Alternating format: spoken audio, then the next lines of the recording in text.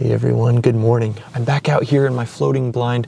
I recently got out and photographed some beautiful wood ducks using my floating blind, and as I was doing so, I was reminded of just how much I love using this blind for duck, waterfowl, shorebird photography. So I'm back in the blind this morning in a different area, and I just got done photographing some grebes, and I had so much fun with those stunning birds. But that's actually not what this week's video is about. This week I wanted to take you along with me as I review some of my top tips, things to remember when using a floating blind for duck, waterfowl, shorebird photography. These are things that I've learned over the years through success, but also through a lot of mistakes and failures. So follow along with me this morning as I review some of the top things that I like to remember when using a floating blind for wildlife photography. One of the questions that I get asked most frequently about using a floating blind is if I do so in deeper water, in areas where my feet may not touch the ground. I have done that once or twice, but my response to that question is I do not recommend going into those areas, and there's a couple of reasons why. The first reason is you just don't have control over the blind to be able to consistently photograph the birds that are in front of you. I have built this blind to be able to carry all of my camera weight and my weight as well. So if I do need to float with all of my gear on this blind without touching the bottom of whatever area I'm in, whether it's a river or a lake or a pond, whatever it is, I can do so. But again, I don't recommend it. If you're relying on paddling your legs to control the blind, to control the direction that you're going in, or get into position to photograph birds, you just don't have the same level of control if your feet aren't touching the ground. To be able to pivot on your feet when they're touching the ground, you have so much more control. And this leads me into the second reason why I don't do that. It's not worth the risk to your gear either. This has luckily never happened to me, but I have heard of people going into deeper water and putting too much weight on one side of the blind versus dispersing their weight equally on both sides, and they actually end up capsizing their blind and dumping their hundreds or thousands of dollars worth of camera gear into the water and ruining it completely. So that's another reason. It's just not worth the risk to me to go into deeper water, and I do not recommend it. So for all of those of you who have wondered if it's safe going into deeper water, you can do so. I don't recommend it. This takes me right into the next tip that I wanted to talk about today. I get asked quite frequently what my ideal depth of water is when using my floating blind to photograph birds. And my ideal depth is anywhere from knee deep to waist deep. Anything below that gets really hard to move the blind around, and anything above that, you just get a lot of movement when photographing birds or taking video of birds. Because I do run a lot of video when I'm out here in my floating blind so that I can make these YouTube videos, one thing that I like to do when using a blind is be able to ground it. If I am in shallower water, I like to actually sit on the ground, prop my knees up, and have my blind sit on my knees. That way there's not any movement in my blind when I'm getting video of the birds or taking pictures of the birds. And that makes it so I have a less choppy or less movement in my video. That's kind of my ideal depth. It's also easier to see the bottom of the water in shallower water, so you can see if there's any snags that you might trip on. You can see if there's any sinkholes that you might dip into.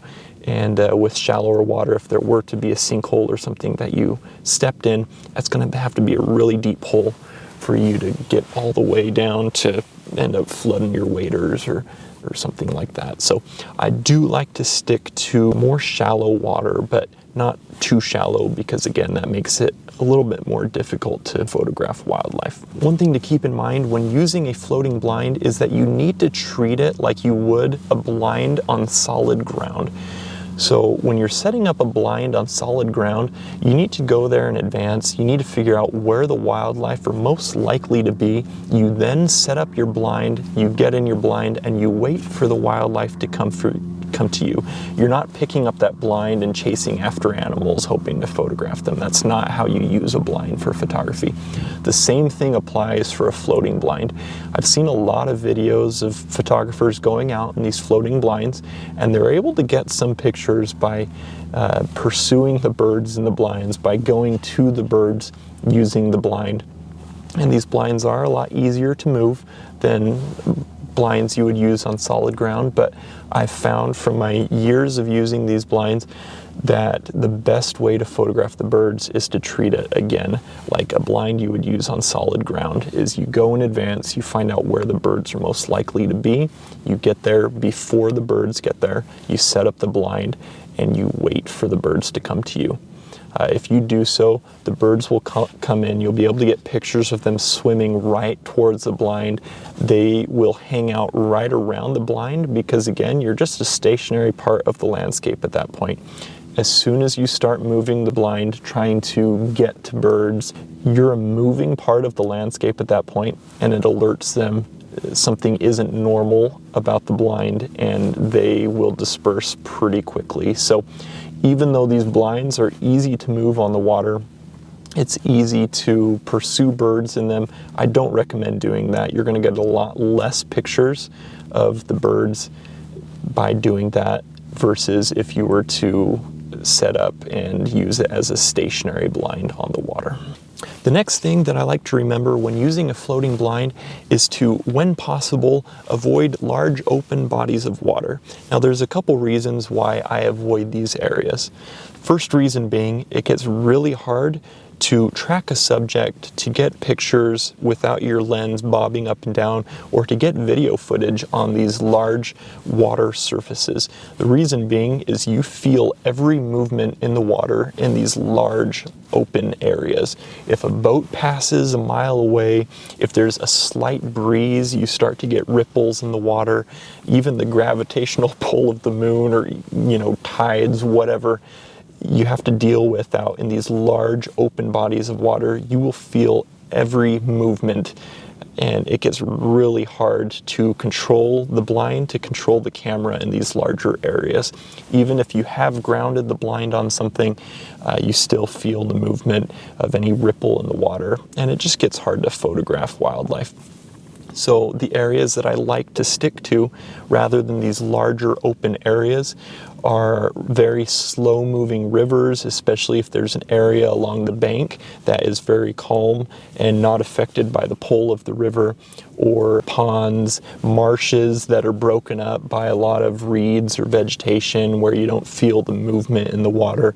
Different areas like that are the areas I try to stick to when using my floating blind.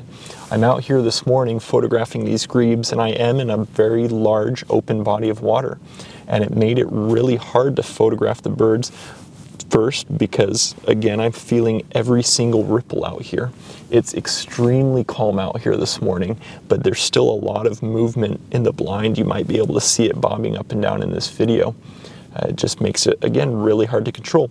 The other reason it made it hard to photograph these grebes this morning is because they're free to move anywhere around me.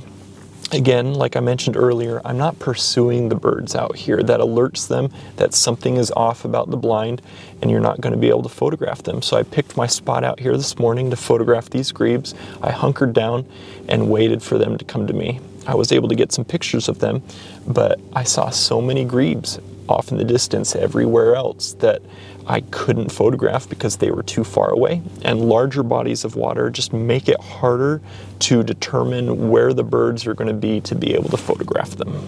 These are some of the top things that I like to remember and consider when I decide where I'm going to use my floating blind to photograph birds. I have done another video in the past where I go over some of the more technical things to consider when using a floating blind for photography. These are things you need to know before you set a blind up in a specific area, or when you're planning on getting a specific picture. These are things you need to consider, so be sure to check that video out as well. I'll put a card up in this corner here. I'll also put a link to that video up or down in the description below, so be sure to check that video out as well.